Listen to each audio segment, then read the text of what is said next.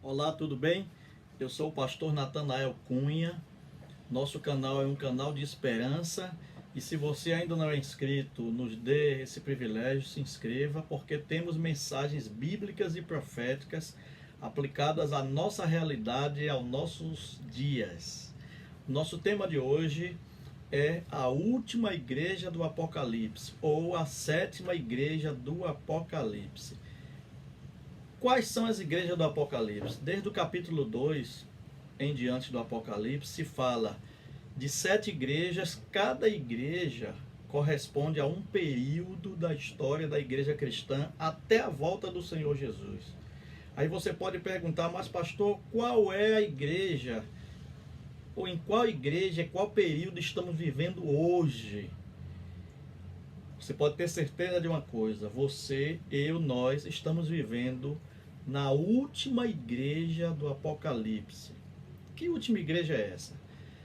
No livro do Apocalipse, no capítulo 3, Apocalipse capítulo 3, vamos ler apenas 2 versos, o verso 18 e o verso 20.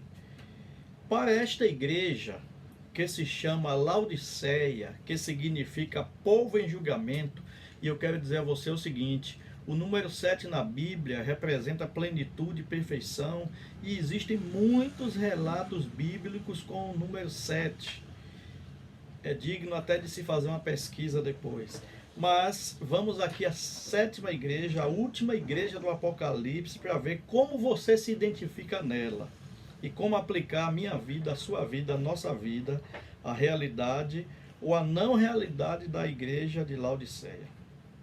Apocalipse 3, verso 18, diz assim: o conselho que é dado para a igreja de Laodiceia: aconselho-te que de mim compres ouro refinado pelo fogo para te enriqueceres, vestiduras brancas para te vestires, a fim de que não seja manifesta a vergonha da tua nudez, e colírio para ungires os teus olhos, a fim de que veja. Vamos parar aqui para nós entendermos uma coisa. Laodiceia é a última igreja.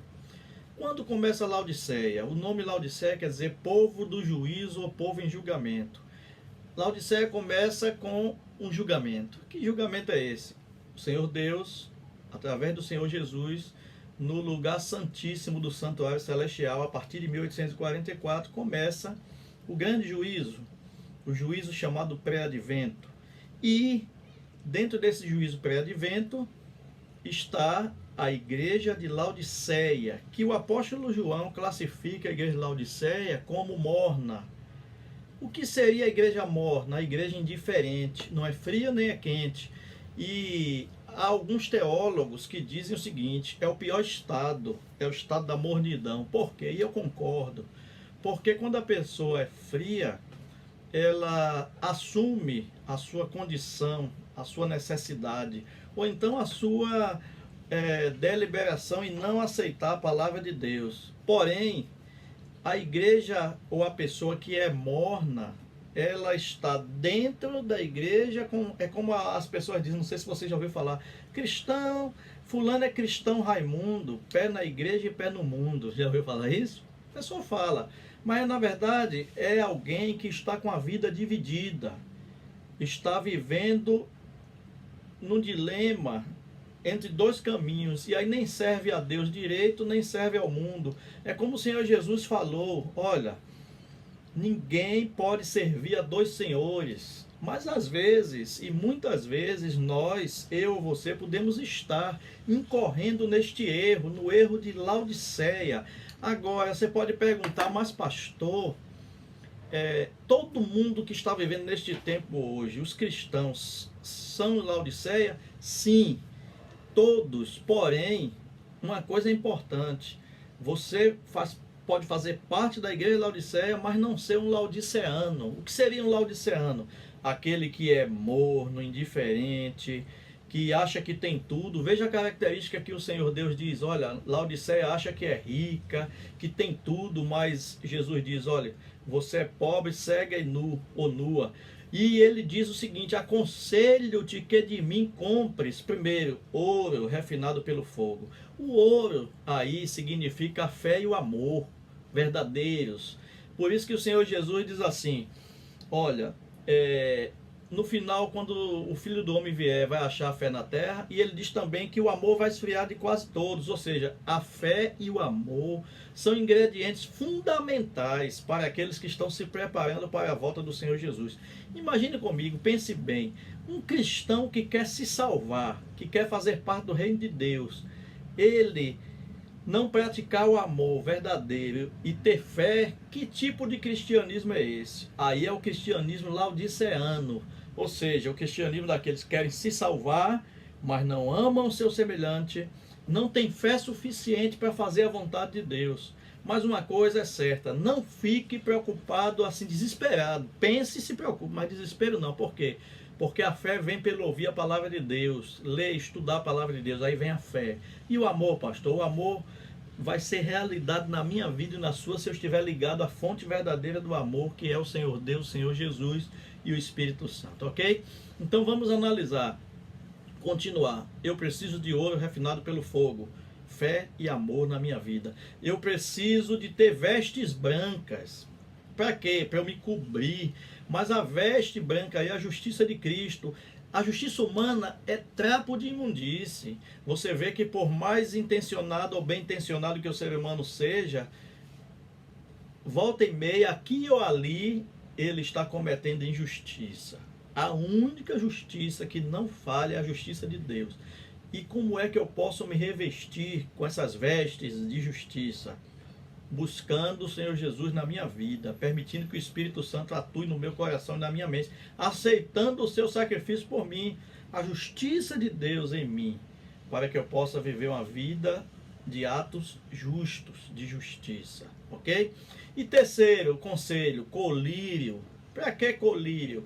Para ver. Quem nos dá esse colírio? Quem representa o colírio? O Espírito Santo, que o Senhor Jesus disse, o Espírito Santo nos convence da justiça, do pecado e do juízo. É quem diz assim, o caminho é este, o caminho é aquele, não faça isso, faça aquilo, orienta, fala em nosso coração, em nossa mente, para nós seguirmos e fazermos a vontade de Deus. Então essa igreja de Laodiceia precisa de ouro refinado pelo fogo, fé e amor, ela precisa da justiça de Cristo e precisa do Espírito Santo para fazer com que a gente veja, porque muitas vezes o cristão, mesmo ele querendo fazer a vontade de Deus e se salvar, ele não está enxergando a vontade de Deus, nem o caminho do Senhor, porque ele está dividido, está com suas atenções fixas em coisas que não levam à eternidade, muito menos leva à perdição. Então eu tenho que pedir, Espírito Santo, abre meus olhos para que eu possa enxergar. Colírio é a presença do Espírito Santo. Eu quero ler esse verso que eu falei para vocês, verso 20, Apocalipse 3:20, que agora vem o apelo do Senhor Jesus para a igreja de Laodiceia. Para mim, para você. Vamos ler os versos 19 e 20. Apocalipse 3, 19 e 20 diz assim: eu repreendo e disciplino a quantos amo. Aí diz assim, sê, pois, zeloso e arrepende-te. A ênfase aqui é arrependimento. Ninguém chega a um estágio que não possa se arrepender. Mas o convite de Deus é arrepende-te.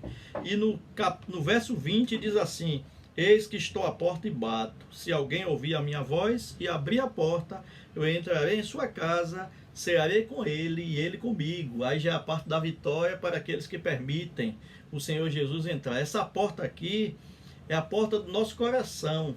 É a minha decisão de deixar Cristo entrar. Ele não entra se eu não abrir. Agora, uma vez que eu abro a porta, ele entra e faz morada, e morada eterna. Então, vamos entender. Esta igreja aqui é a última, é o período que estamos vivendo, o período do julgamento antes da volta do Senhor Jesus.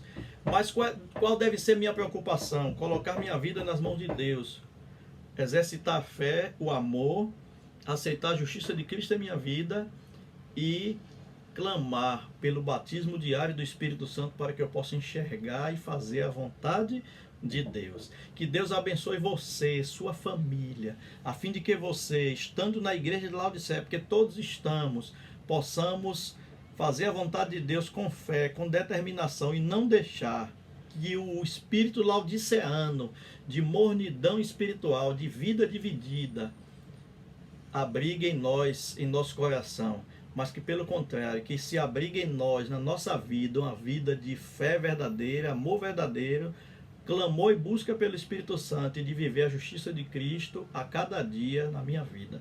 Mais uma vez, Deus abençoe você, sua família e até a próxima.